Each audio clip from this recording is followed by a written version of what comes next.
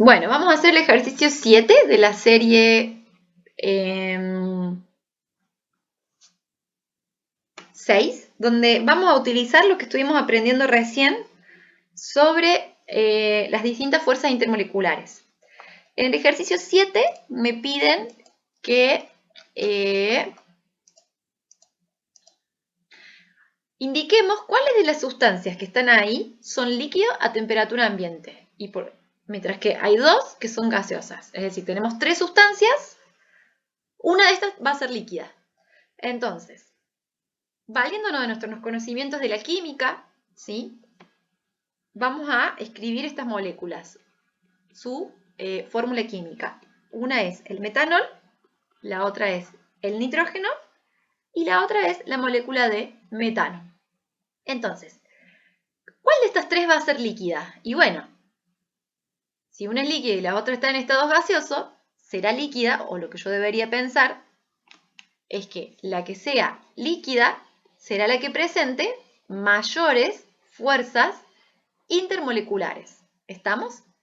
Entonces, ¿qué tengo que hacer para analizar cuál va a tener mayor fuerzas intermoleculares? Bueno, el primer paso es realizar o conocer las geometrías de estas especies, ¿sí? Por un lado vamos a tener a esta molécula acá, ¿sí? Que va a tener esta geometría. Tenemos un carbono que va a formar un tetraedro con sus tres átomos de hidrógeno y el átomo de oxígeno que va a su vez unido al hidrógeno. Vamos a tener una molécula lineal de nitrógeno y vamos a tener, estoy haciendo directamente las estructuras, las geometrías moleculares, ¿sí? Vamos a tener un átomo de metano con geometría tetraédrica molecular, ¿sí?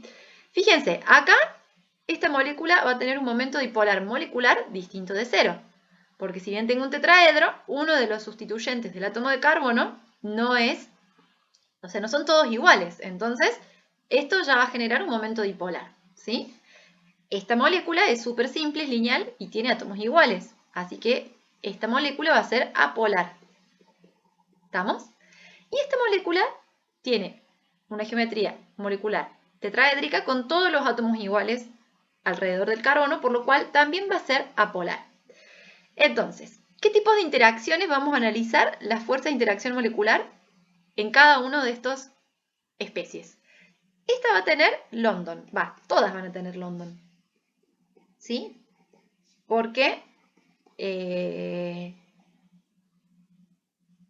todas tienen electrones, así de simple. El peso molecular de esta especie es de 32 gramos por mol.